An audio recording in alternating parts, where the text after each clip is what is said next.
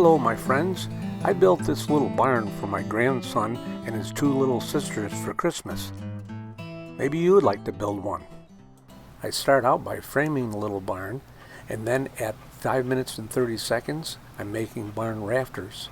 Then wooden roof shingles at 12 minutes 30 seconds, doors and windows at 14 minutes, LED lighting at 15 minutes 50 seconds, and finally painting. Okay then, let's get started making this barn. It's going to be 12 by 16.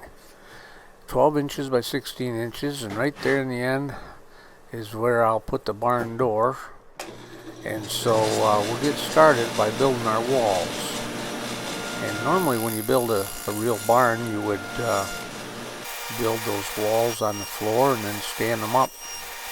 And so what I'm going to do here is trim my lumber to size and stud this wall up for this little barn.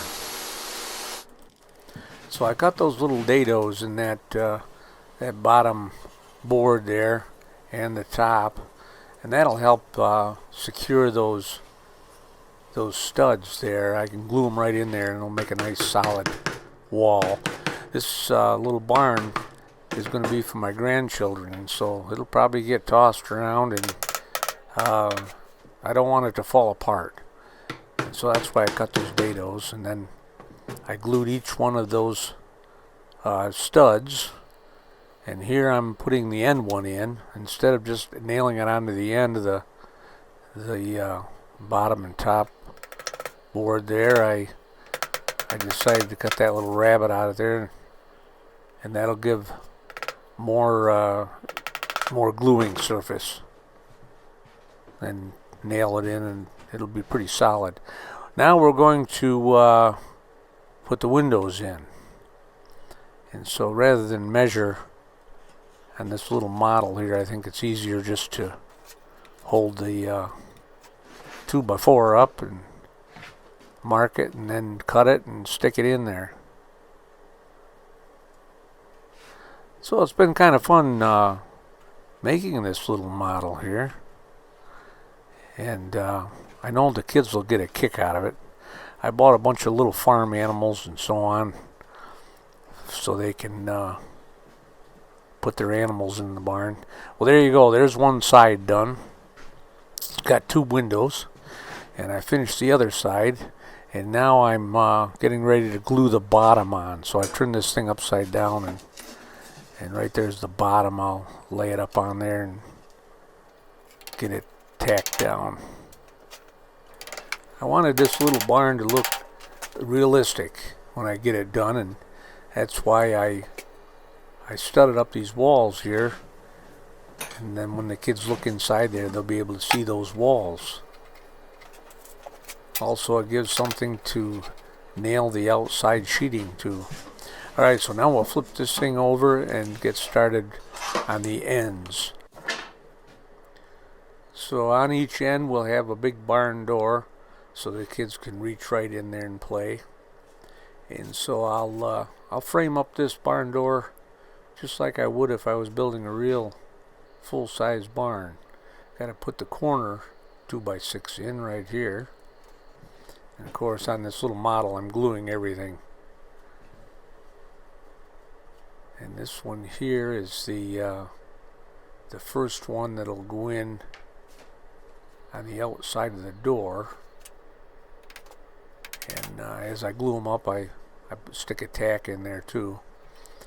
And we got to have a double up here at the top, a nice big solid header, just like you would in a real barn.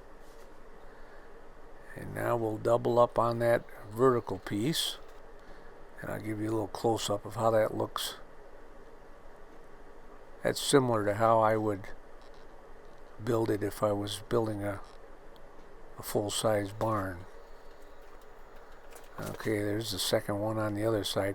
Now, working with this little model here, lots of times I'll use a pair of pliers to hold those little tacks so I can drive them in. Alright, so there we go.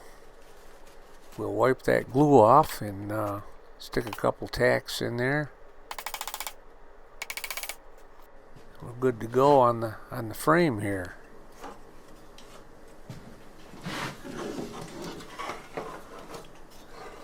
So there we go. We've got our little barn all studded up. Now next we have to build these rafters, and this gambrel roof I've got laid out on this piece, as you can see there. And next I'll show you how I build those barn rafters.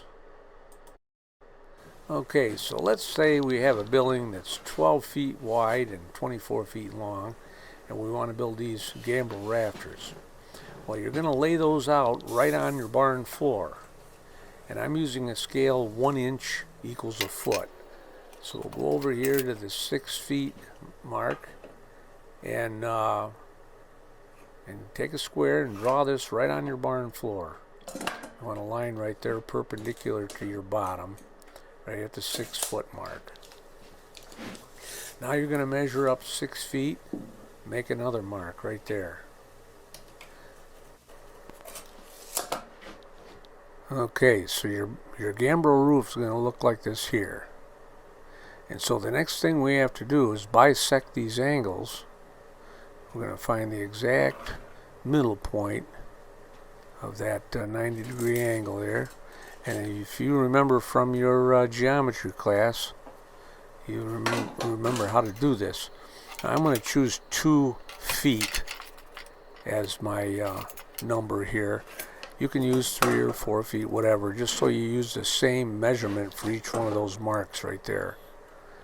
So you strike this arc here from each one of those 2 foot marks, and then where those arcs meet is where you're going to lay your straight edge down, and that'll bisect that 90 degree angle perfectly. And so now, you remember we measured up 6 feet on our perpendicular line, so now we're going to measure 6 feet on each one of these bisected lines and make a mark there. And when we're done, each one of these segments of this rafter will be exactly the same. You don't have to build them this way, but this is kind of a standard way to build your gambrel roof. And then we connect each one of those dots there. And I noticed I drew that wrong. There we go. We'll fix that. Alright, so our gambrel roof has 4 pieces to it. So the next thing you'll do is take your 2x6 or 2x8, whatever you're using for your rafters, and lay it right down on your barn floor, and draw those lines right on there, and then cut them out. Now that one right there will serve as your pattern, and you lay it right on that line, and you'll see that each one of these is the same. So you can use that one that you've cut out as your pattern. Now I'll show you how I actually put this rafter together. So each one of these gambrel rafters has 4 sections to it, and you lay those down on your barn floor right on the lines. Then you cut these gussets out of plywood. And I remember that my Amish friend there, he used a glue, and he smeared that glue all over that plywood, and then they used a ton of nails, man. They put a lot of nails in each one of these gussets. So when you nail your sections together, just make sure that they're right on your lines that you've drawn on the barn floor. And that way, as you build all of these rafters, each one will be exactly the same. They'll come out exactly the same because you've laid them out on those lines every time. I think you see what I mean there. So after you get the gussets on this side, and a couple guys can flip this big rafter over, Now on the barn that I built, it was 36 feet wide, so these rafters were pretty big. But they flipped them right over and then they nailed the gussets on the backside.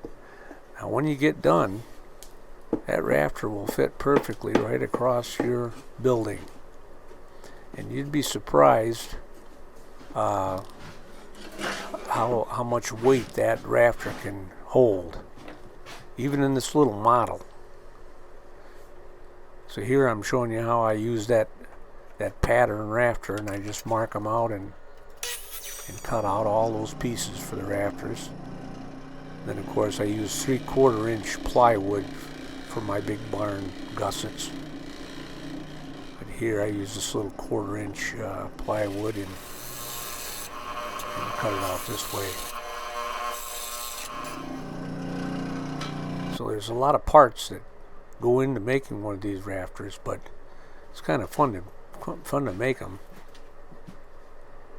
Now normally I would just nail these right into that plate that you lay down on your barn floor, but again I cut these dados out so that I would have a little more gluing surface for each one of these rafters in this model, and glued them right in there and use the wire nails, and that should be pretty secure, pretty solid construction there.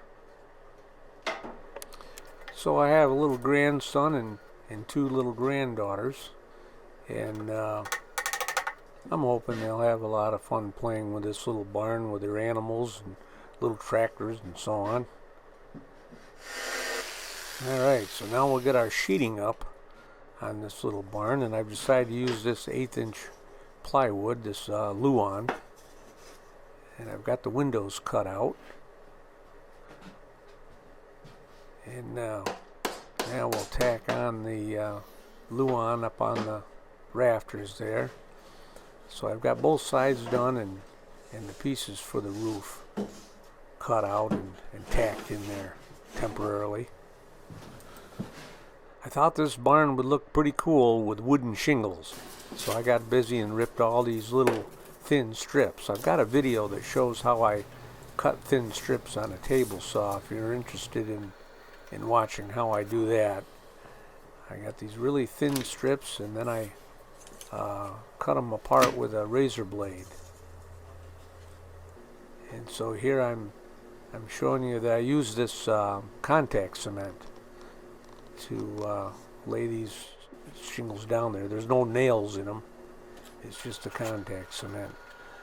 So what you do is you take a paintbrush and brush that contact cement on each surface.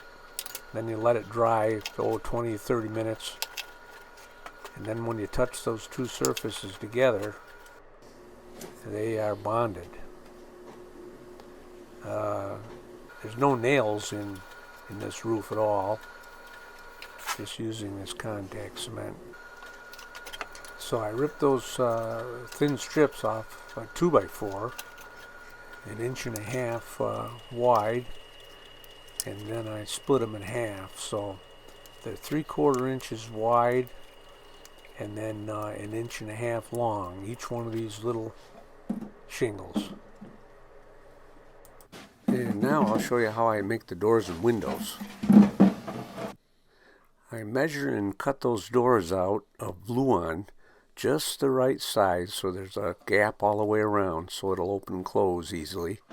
And then I put a face frame on the front. I glue it on there. Now I'm drilling out here for the hinges. You need to drill so when you put those screws in it won't split your wood. Then I take the door over and just run it on my belt sander here, just to even those edges out and make that look real nice all the way around that door. And then I'll just temporarily install the doors onto the barn here. Now I'll need to put a door stop in there so when they close those doors they won't push them too hard and push them right into the barn.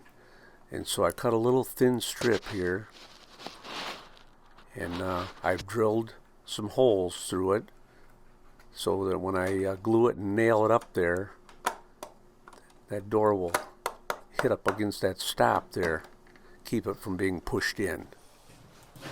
Alright, so all of the doors and windows are done, and I've got them temporarily installed on the barn here.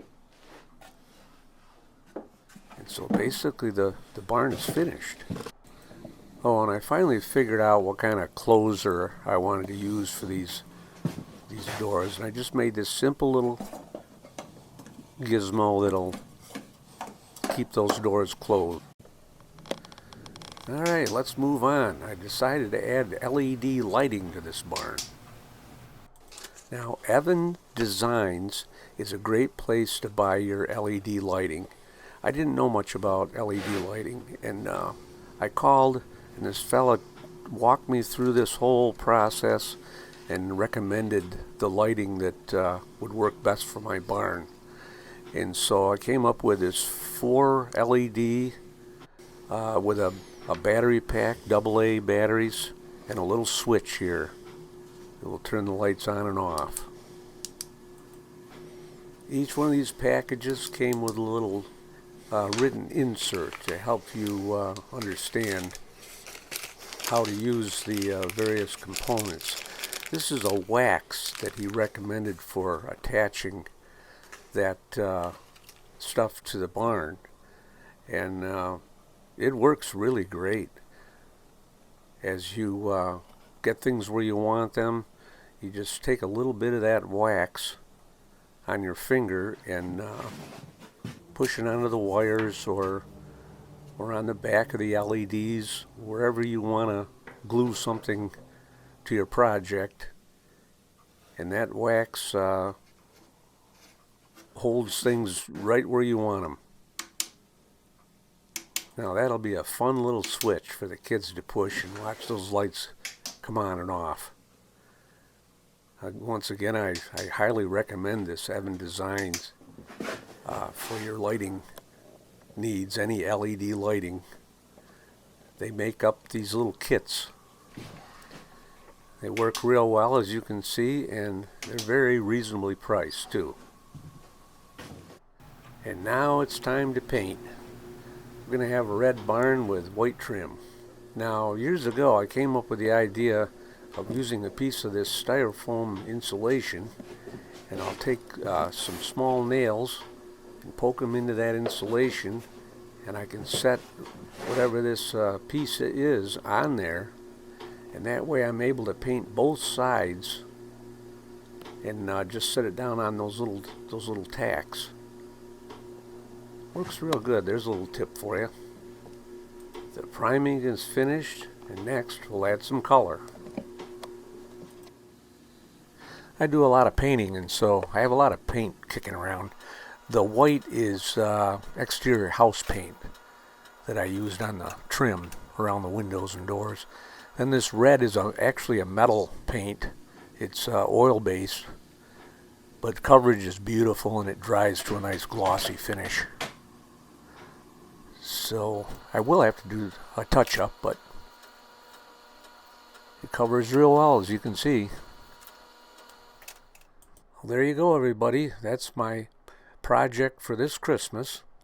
I always like to spend time in the shop at Christmas time and make something special.